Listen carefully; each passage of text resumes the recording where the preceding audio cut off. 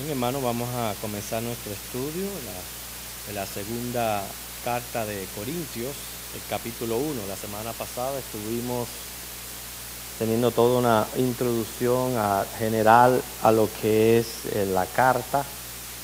El apóstol Pablo se encontraba en un estado de ansiedad por saber la respuesta de esa carta que envió por medio de Tito, carta que está desaparecida, pero se regocijó cuando tuvo respuesta de que esta iglesia por fin había obrado cambios, sobre todo en la relación que tenía con la iglesia. Vamos a ver los primeros dos versículos donde tenemos el saludo normal que se envía cuando uno va a escribir una carta, pero a pesar de que es un saludo, tenemos mucho que aprender de estos dos versículos. Fíjense que dice: Pablo, apóstol de Jesucristo, por la voluntad de Dios, y el hermano Timoteo, a la iglesia de Dios que está en Corinto, con todos los santos que están en toda Acaya, gracia y paz a vosotros, de Dios nuestro Padre y del Señor Jesucristo.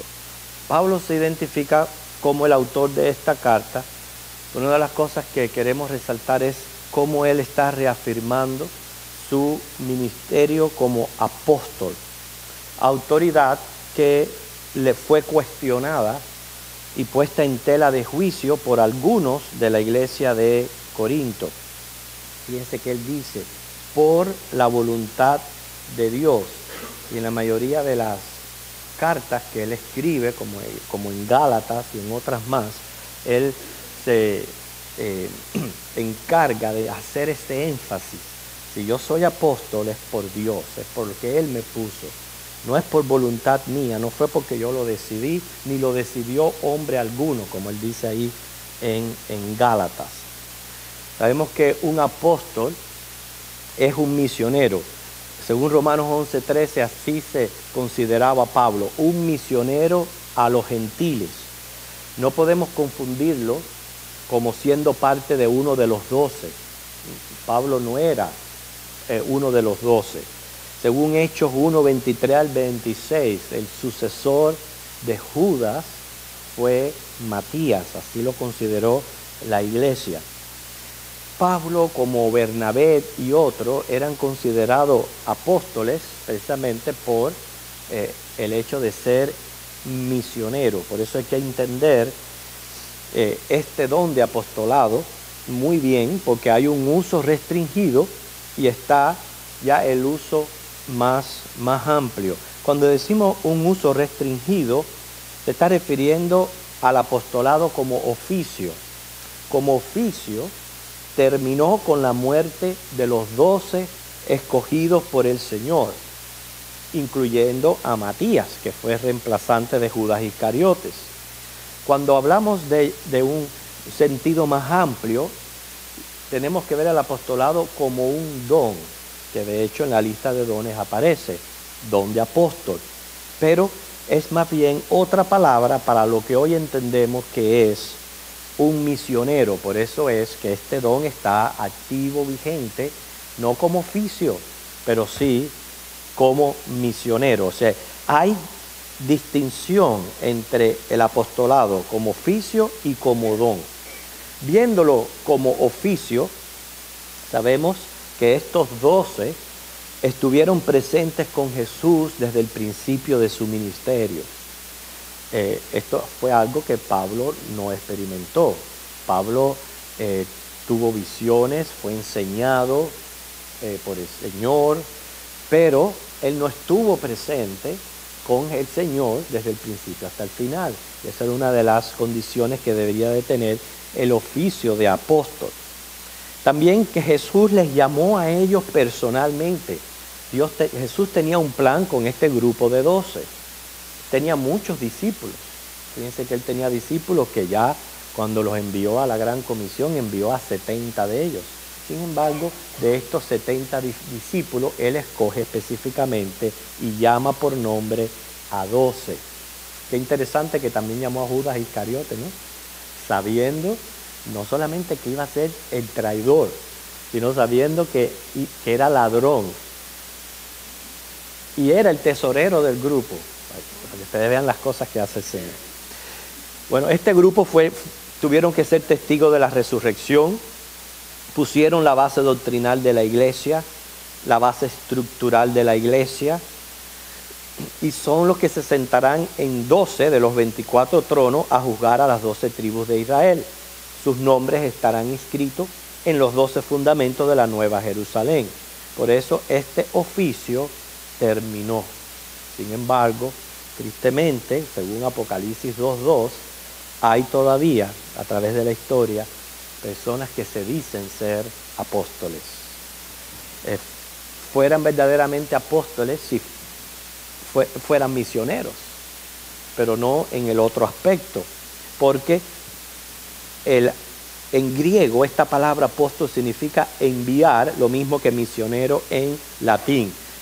Hechos 13, del 1 al 3, narra el momento en que Pablo y Bernabé son separados por el Espíritu Santo allí en la iglesia de Antioquía y son enviados como misioneros a llevar el evangelio, y el fin de este don es no pastorear, sino plantar iglesias cumpliendo la gran comisión. Por eso que es un don transcultural, significa trasciende la propia cultura, interdialéctico, o sea, es evangelizar en otro idioma, y intercultural, evangelizar en otras culturas. Pero vemos cómo él dice: Pablo, apóstol de Jesucristo, por la voluntad de Dios. En el caso del feligrés, cuando se trata de su líder espiritual, sea un pastor, sea un misionero, sea cualquiera que esté ministrándoles la palabra, el deber del feligrés es cerciorarse que este líder sea genuino, que no sea un asalariado, que no sea un lobo vestido de oveja. O sea, es un deber del feligrés. Hoy día se están escuchando cada vez más casos y casos de personas que caen presa de estos lobos rapaces. Hermanos, hay que tener discernimiento, y eso es una responsabilidad también del feligrés. Pero el mismo líder tiene también un deber que cumplir, primero para con Dios. O sea, debe de entender que lo que es por voluntad divina. Y es posiblemente, hoy vamos a dar un poco también de más información según vamos avanzando en los versículos, pero por lo menos yo quisiera que esto fuera lo que lleváramos con nosotros hoy como lección de este estudio. Como Pablo dice, por la voluntad de Dios. Hermano, tenemos que apreciar nuestros dones según su procedencia. Nuestros dones vienen del mismo Dios. Yo creo que muchos cristianos se le han abierto la visión o los ojos de entender lo que esto significa: ser llamado por Dios, capacitado por el mismo Dios y puesto a desarrollar algo para la iglesia.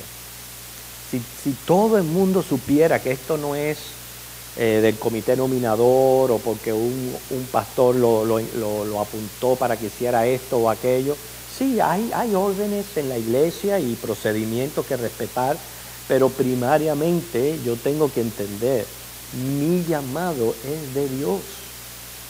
Sea para pastor, para maestro, un diácono, no sé, un tesorero, un ujier, un líder, un director, cualquiera que sea su empeño en la iglesia, a usted quien lo llamó fue Dios, quien lo capacitó fue Dios, y quien lo puso fue Dios por su voluntad. Esto debe de revolucionar la manera como yo ministro y el propósito que persigo a la hora de desarrollar mis dones. Y Pablo con esto no jugaba. Él tuvo que defender su apostolado contra una iglesia que lo cuestionaba, que y lo dijo y lo repetidamente. Usted puede leer sus cartas, en la mayoría. Él defiende su apostolado según su fuente. Él dice, no fue por hombre, fue por voluntad de Dios. Por Dios yo soy esto. Y es como debemos de sentirnos cada uno de nosotros en las cosas que hacemos para el Señor. Es Dios, lo hago para Dios. Sí, todo lo que nosotros hacemos a los hombres es hacerlo a Jesucristo. Pero primariamente a quien sirvo es a Dios. Notemos también como él menciona a su hermano Timoteo. Parece ya indicaba que él había regresado de su viaje, viaje que tenía pendiente, según 1 Corintios 16:10. Al parecer trajo informe adecuado de la condición de la iglesia, y la carta es dirigida a Corinto, pero también con todos los santos que están en toda Acaya. Simplemente para entender algo geográfico, ubicarnos un poquito aquí en lo que Pablo está tratando de decir. La carta es dirigida a los corintios, pero también a todos los hermanos que tuvieran alguna relación con dicha iglesia. Acaya era originalmente el nombre de la parte norte del Peloponeso, que incluía Corinto y su istmo.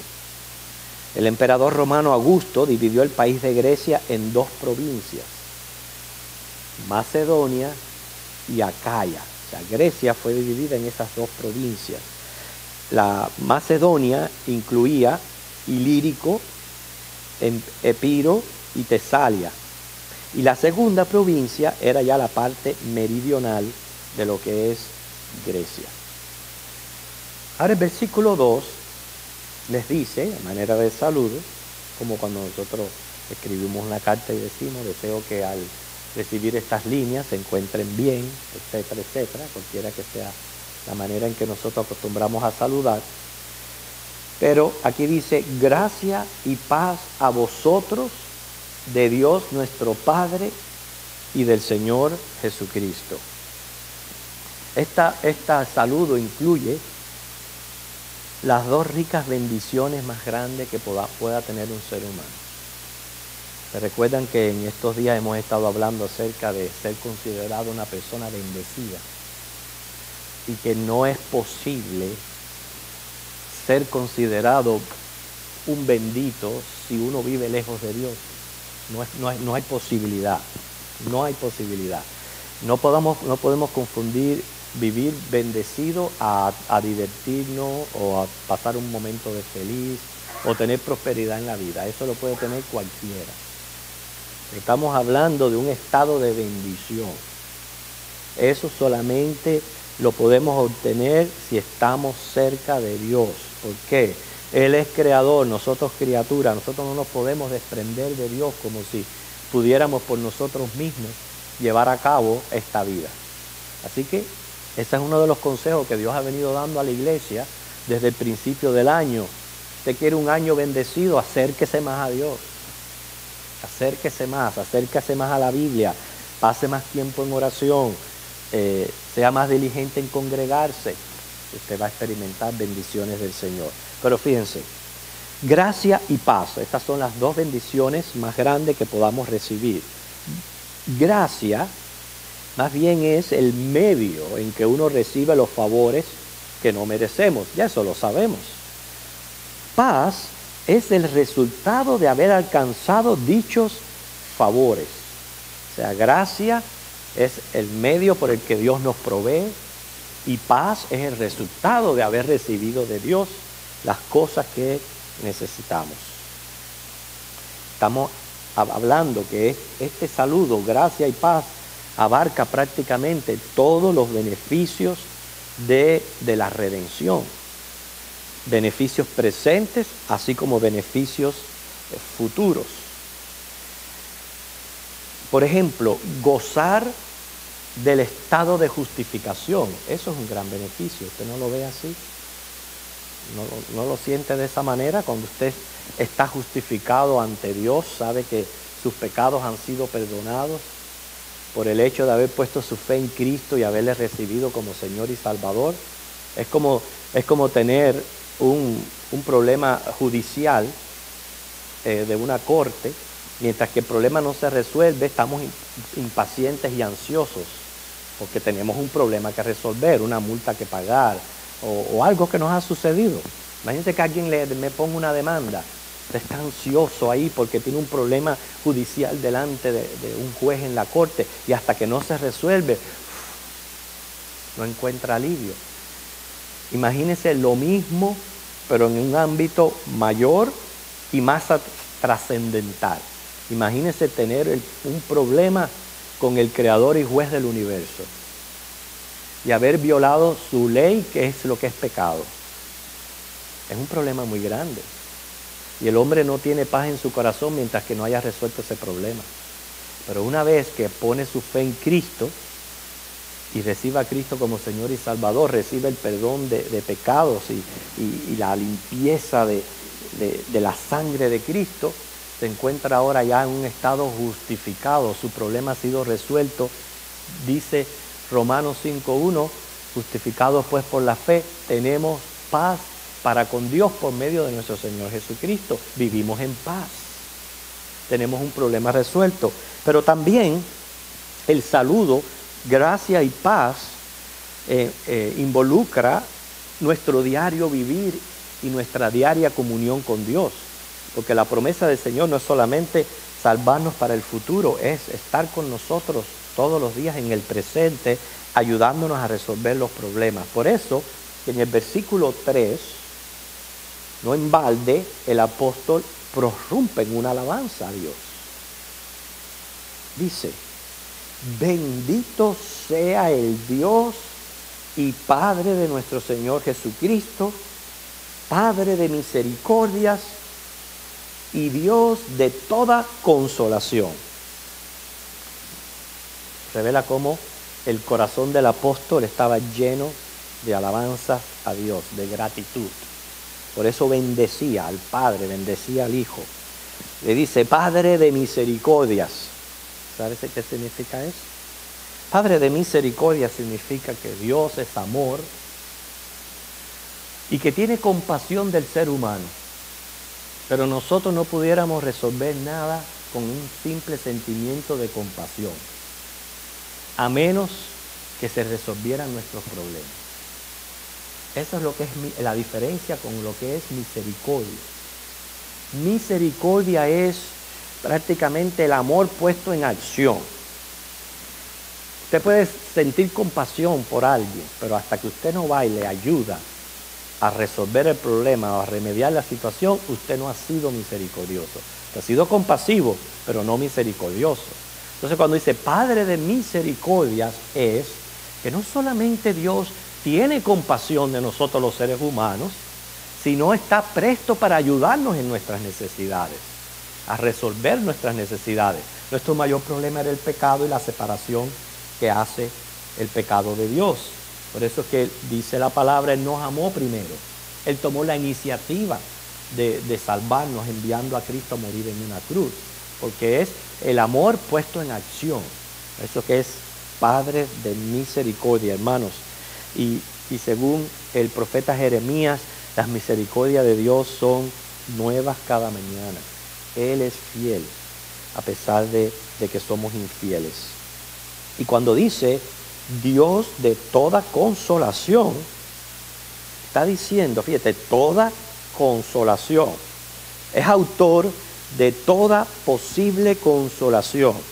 Fíjense, no solo por librarnos del mal o por ordenar nuestras circunstancias externas, sino también por su influencia interna en la mente, al calmarla, llenarla de gozo y paz cuando creemos.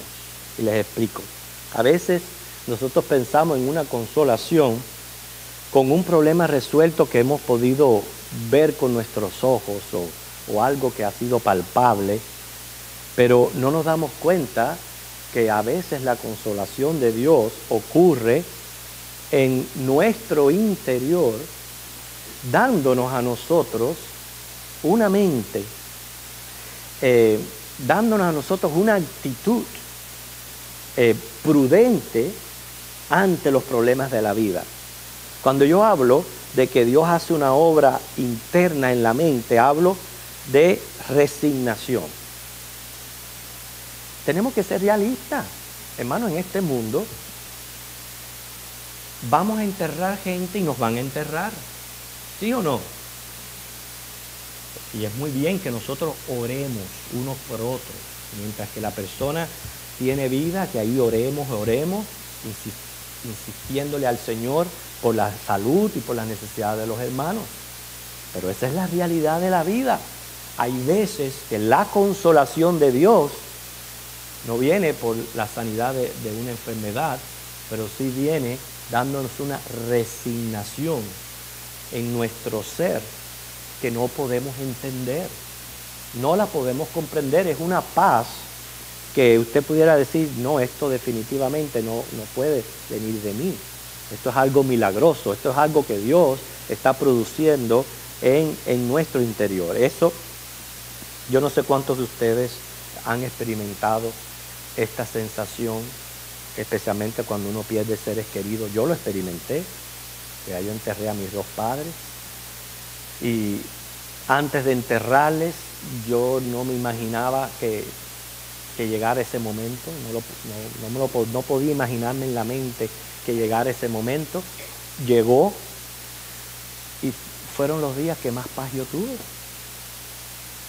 Era una resignación total, hermano. Eso no viene de uno.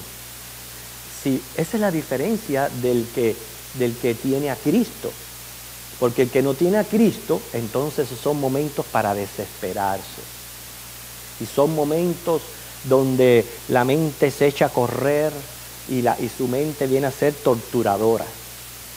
Sin embargo, parte del control de Dios es como Él nos da pensamientos adecuados, sabiendo que Él es soberano, que Él está en control, que tenemos que, sobre todas las cosas, respetar su soberanía. Y todo eso viene a la mente, que nos ayuda a pasar el momento adecuado. Nos da mentes realistas, no permite que las cosas nos atormenten. No estamos tratando de buscar culpables. Y todo eso nos da tranquilidad. Usted no se ha encontrado con personas que han perdido seres queridos y de buenas a primeras se echan a buscar culpables y a enjuiciar a personas y echarle la culpa de la muerte de las personas. Nosotros sabemos que no es así, que Dios es soberano sobre la vida de cada ser humano. Y como también la fe nos ayuda a echar nuestras cargas a Jehová, sabiendo que Él tiene cuidado de nosotros. Todo esto es dádiva divina. Por eso que Él es Padre de toda consolación. Mire lo que dice Romanos 15, versículo 13. Romanos 15, versículo 13.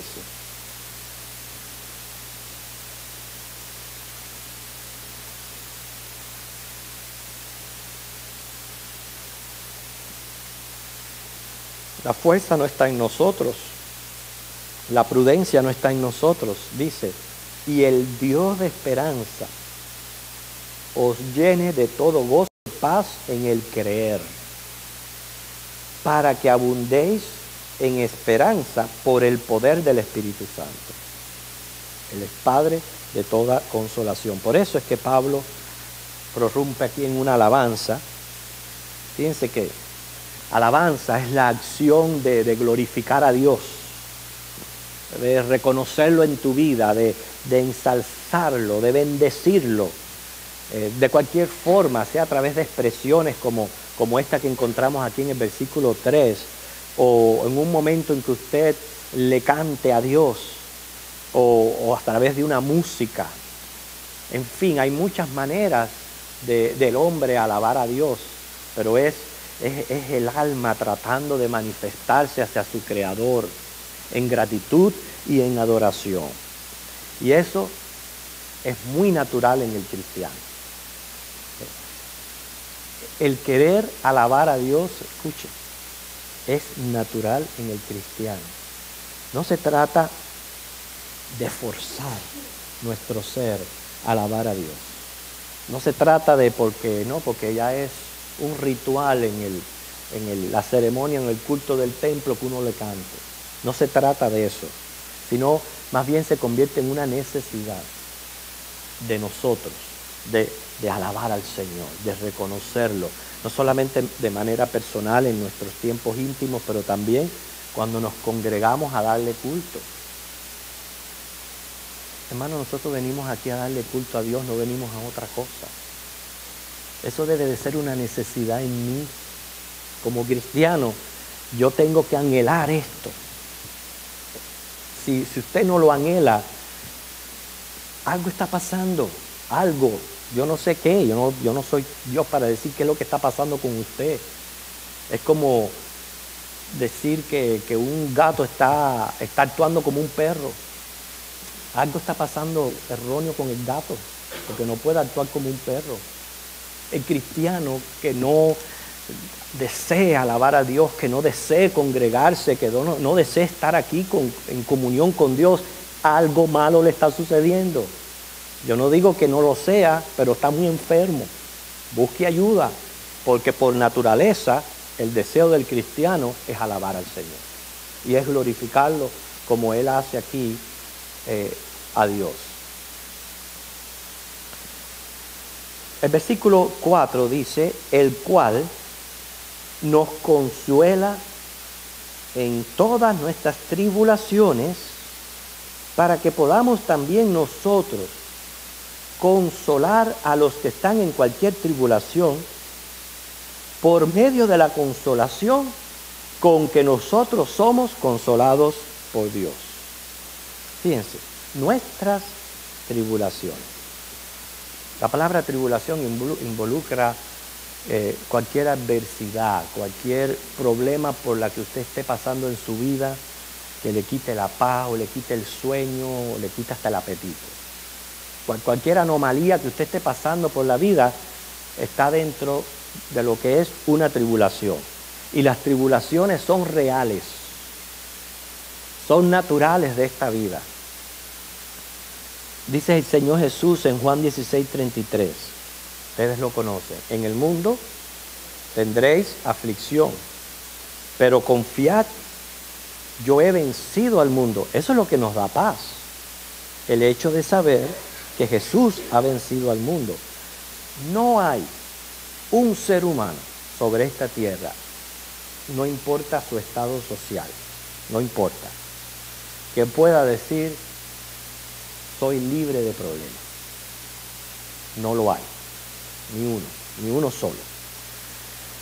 La diferencia del cristiano, ese es lo que nos hace diferente, es el hecho de no estar solo confrontando y resolviendo los problemas que vienen a nuestra vida, porque contamos con alguien, con Dios, y no cualquier Dios, el Todopoderoso,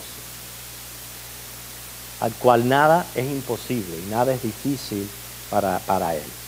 El cristiano a través de su vida experimentará las consolaciones de Dios. Pero lo interesante que expresa aquí Pablo en este versículo es que estas experiencias que vamos viviendo a través de la vida tienen un doble propósito.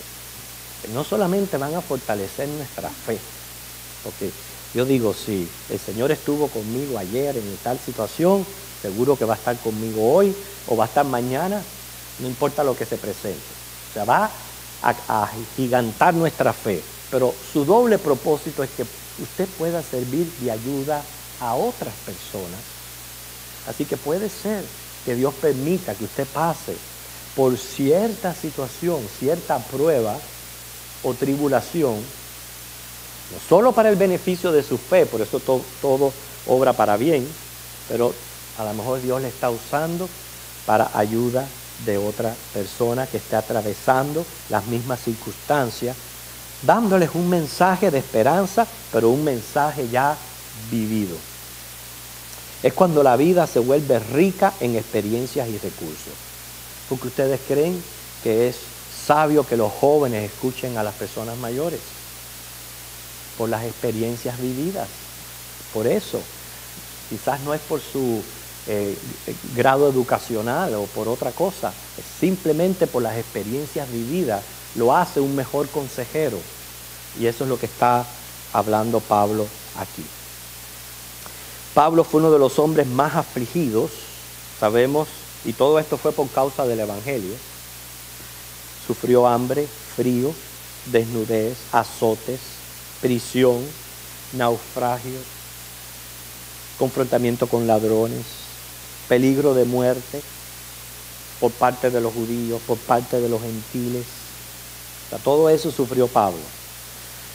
Ahora añádele, porque él se consideraba un apóstol por voluntad de Dios. Porque cuando uno no tiene el llamado de Dios, créeme, cuando comienzan a venir todas estas cosas, no dura. Pero como Pablo tenía el llamado de Dios y era responsable con este llamado, porque a quien le iba a dar cuentas era Dios, a todo esto Pablo se le añadía toda aquella preocupación por las iglesias que él plantaba. O sea, él era un misionero de verdad. Él no iba, plantaba una iglesia, levantaba un líder, se iba y se olvidaba de esa congregación y más nunca sabía de ella. No, él se mantenía, por eso que él escribía, él se mantenía al tanto de estas iglesias. Y Corintio es un ejemplo, porque Corintio era una iglesia que fue tan dura que cualquier otro hubiera podido decir, ¿sabe qué? Ya terminé contigo. Pero no, él seguía ministrando, y todo aquello eran preocupaciones. Era la preocupación tan grande que él tenía por la manera en que Corintio iba a reaccionar a la carta que le envió. Todo aquello es estresante y trae problemas de salud y un aguijón en la carne del mismo enemigo. Pero a pesar de todo esto, dice, Dios no solo lo consoló, sino que le dio un espíritu heroico que lo llevó a regocijarse de sus aflicciones, y no solamente eso, sino poder ayudar a otras personas que están pasando por la misma situación. Yo he experimentado el hecho de visitar a alguna persona que esté padeciendo alguna situación, pensar que voy a ministrarle y salir ministrado. Yo lo he experimentado. Personas que a pesar de que estén pasando por una situación, ministran tu vida. Eso es lo que está hablando aquí en el versículo 4. El poder de Dios no permite que las aflicciones debiliten al cristiano. Usted se pone a pensar, si usted se pone débil frente a una situación, eso va a empeorar la situación, porque inclusive la misma debilidad lo ciega, no le permite ver quizás la resolución o la salida al problema. Está tan débil, tan encerrado en su aflicción que no puede ver la salida. Pero el poder de Dios en usted lo ayuda, le da fortaleza espiritual, una actitud positiva, y así tiene grandes logros. Y ya termino con esto, está ya científicamente comprobado de que la fe ayuda a la salud física y mental. O sea, no estoy hablando ahora de asuntos espirituales, no. Viéndolo en un aspecto biológico, está comprobado que las personas que tienen fe tienen mejor salud física y mental. Entonces, la semana que viene vamos a continuar con estos versículos de 2 de Corintios. Que el Señor les bendiga.